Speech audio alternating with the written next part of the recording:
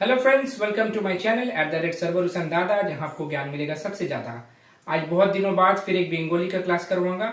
ये भी वही जो सिलसिला चालू था, टर्मिनोलॉजीज। ये मैथमेटिक्स का लास्ट है। Okay, profit loss, number system सब मैंने बोल दिया। जो इंग्लिश में क्या बोला, इंग्लिश में तो आपको मालूम है, बंगाली में क्या बोला जाता है। एक्चुअली कुछ दिन बाद ही 12,000 वैकेंसी आने का संभावना है।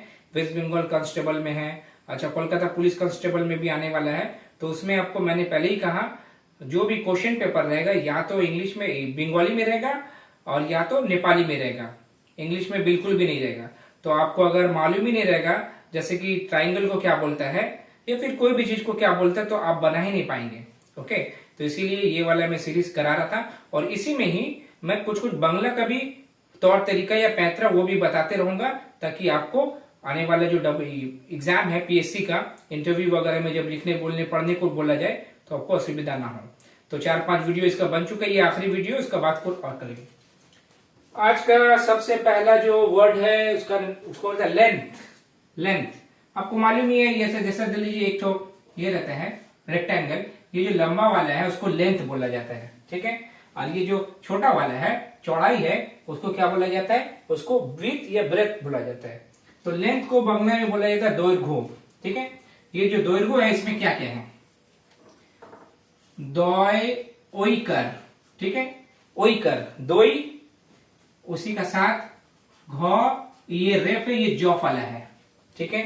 अच्छा, ये जो ओइकर है ये कहां से है, जब हम लोग ये पढ़े थे स्वरवर्ण यानी कि भावेल पढ़े थे, ये जो ओई था यही वाला इसका पीठ में लग गया है। ओके, मात्रा दोई, ये घ है, क ख ग घ, और इसके ऊपर रेफ लगा है। तो पहले इसको पढ़ेंगे फिर इसको पढ़ेंगे। और ये जॉफ वाला है, दय ओइकर घय रेफ जॉफ वाला, ठीक है, दৈর্ঘ্য। समझ में आया। तो लेंथ को बोला जाता है दৈর্ঘ্য। अब जो चौड़ाई है उसको क्या बोला जाता है, विड्थ या ब्रेथ को बोला जाता है प्रस्थो या चौड़ा, ठीक है। देखिए प्रस्थो में क्या है, पॉय रफ वाला, ठीक है। रॉ को जब कोई चीज के नीचे लिखेंगे तो उसको रफ वाला बोलता है।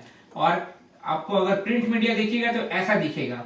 एक्चुअली ये क्या है, ये है दंतुस्स और थ, उसी को शॉर्ट में ऐसा लिखता है, ठीक है। तो ये हो गया प्रस्थो, पैरफ वाला दंतुस्स प्रस्थो। अरे दूसरा नॉर्मल लैंग्वेज को जैसा कि चौड़ा बस्ती है, आपको मालूम है हावड़ा में चौड़ा बस्ती है, वैसे ही बांग्ला में इसको बोलते हैं चौड़ा।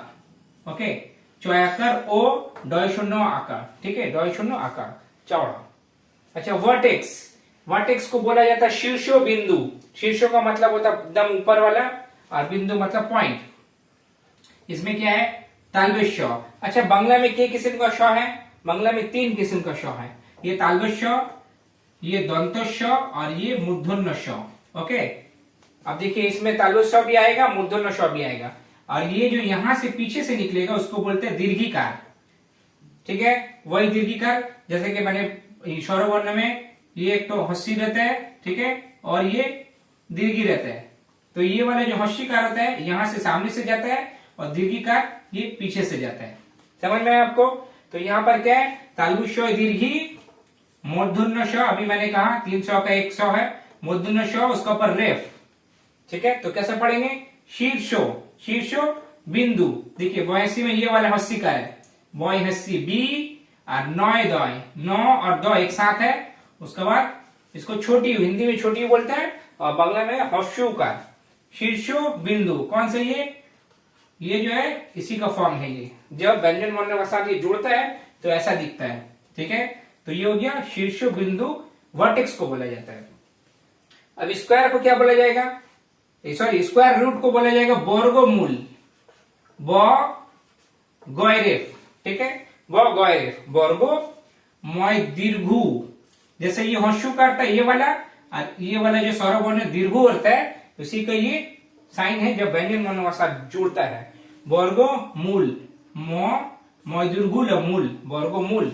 देखिए हम लोग यहाँ से टर्मिनोलॉजी भी सीख रहे हैं और एक एक बांग्ला वर्ड का या बांग्ला स्वरवर्णों का या बांग्ला मात्रा का यूज भी सीख रहे हैं, ठीक है। तो ये दीर्घुकार है, ये हो गया स्क्वायर रूट। अब क्यूब, क्यूब को बोलता है घनक, घ दंतुन्न क, घनक। अब देखिए दंतुन्न का हमारे में जब मामला आया तो 9 3 किस्म का है, 2 किस्म का है। एक दंतुन्न जिसके ऊपर दाग रहता है यानी कि छत रहेगा, और एक मूर्धन्य जो ऐसा रहेगा, इसके ऊपर में दाग नहीं रहेगा। गौर से देखिएगा, दंतुन्न के ऊपर दाग है, मूर्धन्य के ऊपर दाग नहीं है। ओके, तो क्यूब का मतलब हो गया घनक। क्यूब रूट को बोलते हैं घनमूल। ठीक है, वही घ दंतुन्न घन मय दीर्घु ल मूल, जैसे ये वर्गमूल था, ये घनमूल। ठीक है, अब आता है पैरेलल।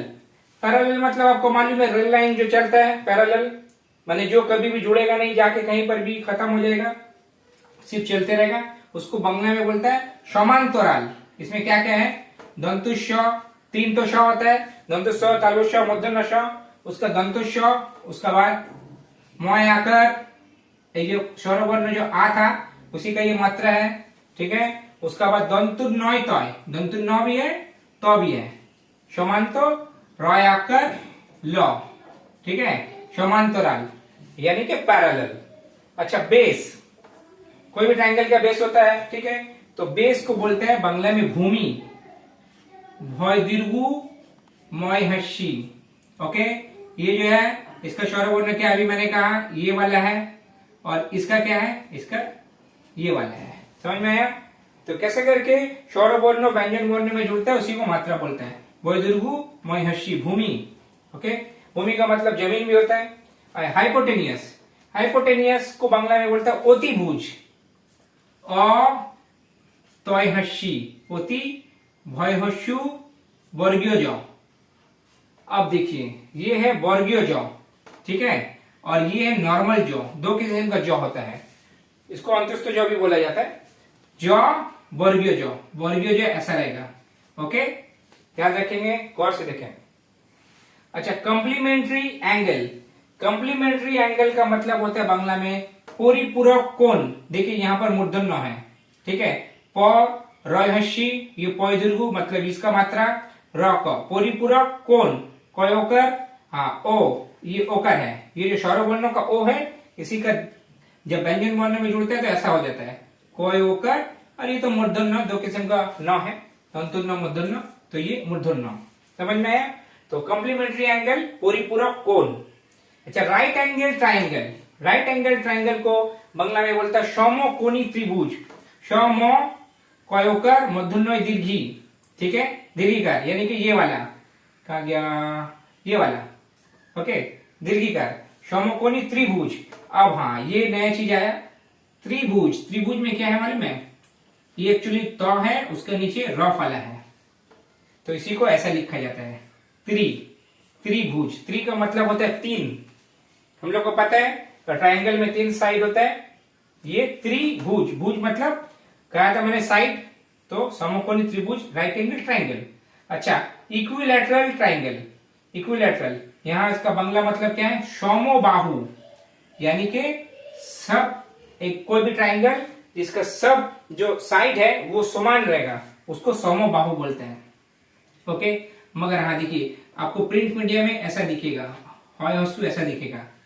ओके, मगर आप हमेशा ऐसा सीखिएगा, हय का नीचे हस्तुकार। ये हस्तुकार कौन सा है, ये जो भी मैंने कहा था, ये जो स्वरवर्ण है ह्रस्व, उसी का व्यंजन वर्ण का रूप ये है, ये स्वरवर्ण का व्यंजन वर्ण का रूप ये है, यानी कि ये स्वरवर्ण में रहेगा, मगर कोई भी व्यंजन वर्ण के साथ जब इसका साउंड लाना रहेगा तो इसको हम लोग ऐसे लिखेंगे। ठीक है, अच्छा, अब स्केलिन ट्रायंगल, स्केलिन का मतलब हो गया विषमो बाहु। विषमो मतलब जिसका समान नहीं रहेगा, तीनों आपका जो साइड रहेगा तीनों अलग अलग साइज का रहेगा, विषमो बाहु। देखिए बी तालुष मूर्धन्य श म, विषमो बाहु। ओके, ये मूर्धन्य श, तो मैंने कहा आपको दंतुष, तालवश, मूर्धन्य श, तीन किस्म का श होता है। ठीक है, अब इसको बोलता है आइसोसेलेस। आइसोसेलेस ट्रायंगल माने समद्विबाहु, इससे नाम से समझ में आ जाएगा, सम मतलब समान, दी मतलब दो, कोई भी ट्रायंगल का दो जो साइड रहेगा वो अगर समान रहेगा उसको समद्विबाहु।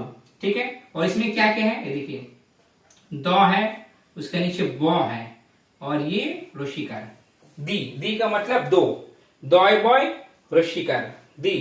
ओके, और अभी तो सब में त्रिभुज कहा है, ट्रायंगल को बोलते हैं त्रिभुज। त्रि का मतलब होता है तीन, जैसे कि अगर हम बोलेंगे त्रिनेत्रो, त्रिनेत्रो, नेत्रों का मतलब होता है आंख, और त्रि का मतलब होता है तीन।